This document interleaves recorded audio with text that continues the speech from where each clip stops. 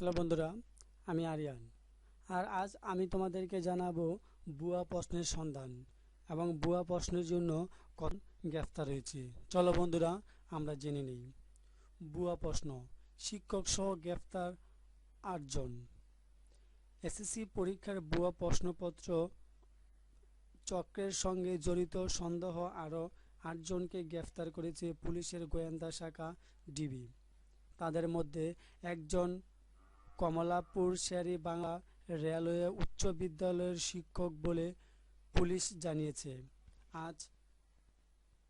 গত বৃহস্পতিবার দুপুরে রাজধানীর মিন্টো রোডে ঢাকা মহানগর পুলিশের ডিএমপি মিডিয়া সেন্টারে এক সংবাদ ব্রিফিংয়ে একথা জানান ডিবির দক্ষিণ যুগ্ম কমিশনার আব্দুল বাতেন।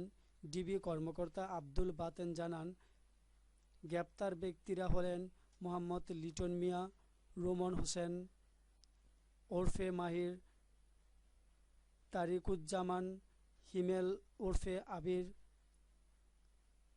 আরিফুল ইসলাম ওরফে আরিফ, অন্তর রাজীব আলী, জহিরুল ইসলাম ওরফে শুভ ও শিক্ষক শফিকুল ইসলাম।